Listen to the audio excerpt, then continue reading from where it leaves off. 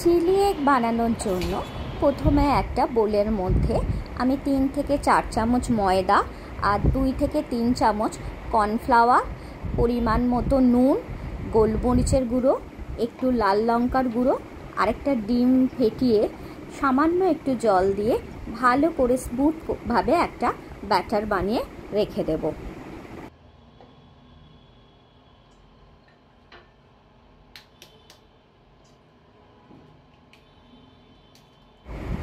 এদিকে প্রয়োজন অনুযায়ী যতগুলো ডিম লাগবে ঠিক ততগুলো ডিম সেদ্ধ করে নিয়ে ভালো করে খোলা ছাড়িয়ে সেটাকে 4টে টুকরো লম্বা লম্বা করে কেটে রাখলাম।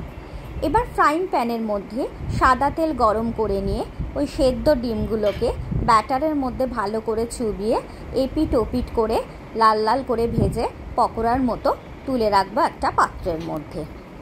এবার ওই তেলের মধ্যেই 2টো বড় সাইজের পেঁয়াজ চৌকো চৌকো করে কেটে নিয়েছিলাম সেটা দিয়ে দিলাম। দিয়ে একটা বড় সাইজের ক্যাপসিকামও ওরকম চৌকো চৌকো করে কেটে রেখেছিলাম সেগুলো ওর মধ্যে দিয়ে দিলাম। দিয়ে পরিমাণ মতো নুন আর একটু গোলমরিচ গুঁড়ো দিয়ে ভালো করে একটু ভাজা ভাজা করতে লাগলাম।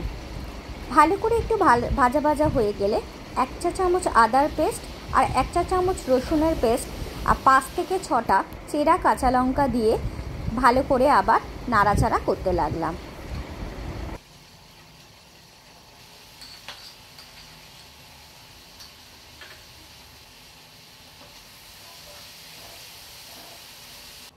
একটু ভালোভাবে ভাজা ভাজা হয়ে গেলে এবার পরিমাণ মতো সয়া সস, টমেটো সস আর গ্রিন চিলি সস দিয়ে দিলাম।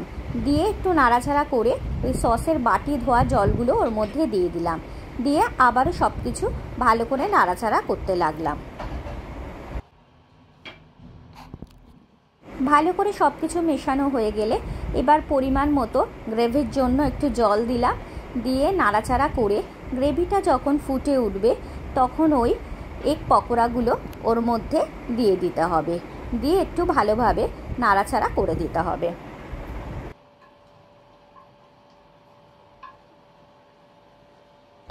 এবার একবার ভালো করে ফুটিয়ে নিয়ে নামাবার আগের মুহূর্তে 1 চা চামচ কর্নফ্লাওয়ার একটু জলে গুলে রাখতে হবে, সেটা ওর মধ্যে দিয়ে দিতে হবে যাতে একটু গ্রেভিটা থিকনেস আসে।